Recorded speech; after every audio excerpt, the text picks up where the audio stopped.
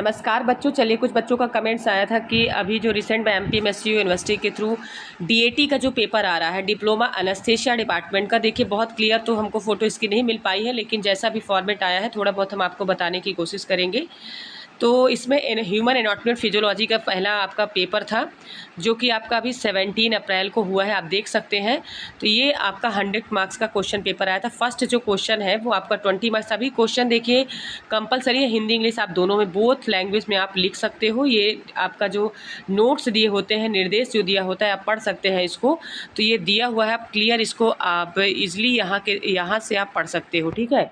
ये जो नोट्स दिया हुआ है आपका, कहाँ पे हम बता सकते हैं आपको, ये यहाँ पे इस लाइन पे दिया हुआ है। तो अभी हम आपको जूम करेंगे तो आप देखिएगा, यहाँ पे ये आप क्लियर देख सकते हो, ठीक है। तो आपको समझ में, तो आप देख सकते हैं किस तरह से ये नोट्स दिए हैं। पहला क्वेश्चन जो है सिस्माइड बोन्स के बारे में पूछा गया है। इस तरह से न्यूबॉर्न बेबी के बारे में, सॉरी नेफ्रॉन के, न्यूबॉर्न बेबी नहीं, नेफ्रॉन के पार्ट से पूछे गए हैं।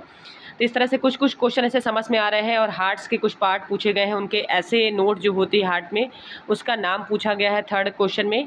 इस तरह से आप क्वेश्चन पेपर धुंधला तो जरूर है, आप थोड़ा सा समझने की कोशिश करिएगा। डिफरेंस पूछा गया है बिटवीन आर्टरी एंड वेन्स में, ठीक है। तो ये आप इस तरह से क्वेश्चन नंबर सेकंड आप देख सकते हो, शॉर्ट नोट्स के बारे में पूछा गया, जो 50 मार्क्स का है total. Structure function human urinary system और draw well labelled diagram of broncho pulmonary segment right and left lungs. इस तरह से ये क्वेश्चन पेपर आपका पूछा गया है। तो 50 मार्क्स का आपका क्वेश्चन नंबर सेकंड, जो कि शॉर्ट नोट्स आपको लिखना था। और लॉन्ग क्वेश्चन पूछा गया, जो कि 450 से 500 वर्ड्स के बीच में लिखना था। तो क्वेश्चन नंबर फिफ्थ जो पूछा गया है, बोन मैरो और अस्थि मज्जा बताया गया है कि इसके बारे में आपको brain spinal cord with their functions, उसके फंक्शंस के बारे में भी आपको बताना है विथ स्ट्रक्चर के साथ में। देखिए ह्यूमन एनाटॉमी एंड फिजियोलॉजी का क्वेश्चन पेपर जो आता है, तो आपको क्वेश्चन बताने के साथ साथ में आपको स्ट्रक्चर भी बताना पड़ता है। आप आंसर तो लिखिए पर उसका स्ट्रक्चर। ये तो हुआ, इसके पहले आपने देखा ह्यूमन एनेस्थेसिया का पेपर देखा आपने, डीएटी का। अब देखेंगे हम माइक्रोबायोलॉजी का, ह्यूमन एनाटॉमी एंड फिजियोलॉजी का पेपर।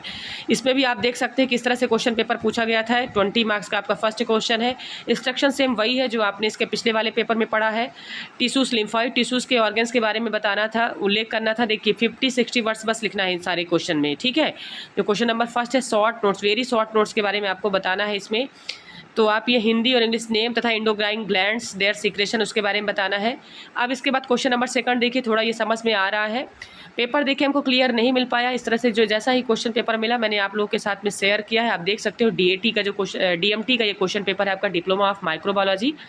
तो इस तरह से आपका ह्यूमन एनाटॉमी का क्वेश्चन पेपर आता है। तो आप इसको इजीली देख सकते हैं कि जो फॉर्मेट होता है किस तरह से आता है।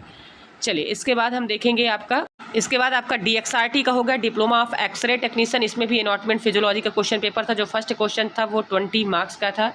तो हम थोड़ा बहुत इसमें समझाने की कोशिश करेंगे कि क्या है डिफरेंस बिटवीन द एनाटॉमिकल जो प्लांट्स होते हैं, ठीक है, शारीरिक तलों की जो मतलब एनाटॉमिकल प्लेन्स बोलते हैं, ठीक है। शारीरिक जो तलों की संख्या होती है उसको उल्लेख करना था।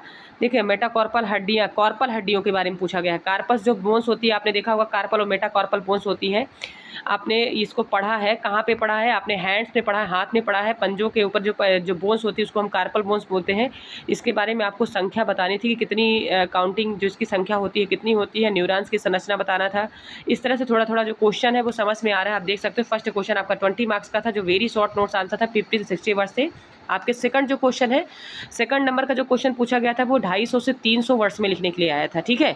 बहुत सारे बच्चे देखिए हमसे बार बार क्वेश्चन करते हैं कि मैडम हिंदी और इंग्लिश में देना है आंसर। तो आपको हम बता दें कि आपको जिस लैंग्वेज में बनता हो आंसर, आप उसी लैंग्वेज में दीजिए। आपका आंसर बस सही होना चाहिए, आपको लैंग्वेज की कोई प्रॉब्लम नहीं होगी। और जब एनाटॉमी का पेपर जब भी देते हैं तो उसमें आपको स्ट्रक्चर जरूर बनाना है। जैसे अगर आई के बारे में पूछा गया है, आई के स्ट्रक्चर के बारे में पूछा गया है, या आई के फंक्शन पूछा, जो भी पूछा गया, अगर विथ मार्क्स, अगर लॉन्ग आंसर क्वेश्चन पूछे गए हैं तो आपका टोटल 450 से 500 वर्ड्स में लिखना होता है। तो उसमें स्ट्रक्चर अगर आप बनाते हो तो आपको अच्छे मार्क्स मिलते हैं। इस तरह से 50 मार्क्स का जो होता है टोटल क्वेश्चन नंबर सेकंड है। और आपका जो 30 मार्क्स का है वो आपका क्वेश्चन नंबर थर्ड है, जिसमें से 2 क्वेश्चन पूछे जाते हैं जो लॉन्ग आंसर आपको देने होते हैं।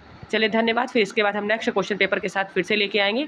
तो अभी जो रिसेंट में आने वाला है आपका क्वेश्चन पेपर, उसके बाद हम फिर से नेक्स्ट सब्जेक्ट का लेके आएंगे।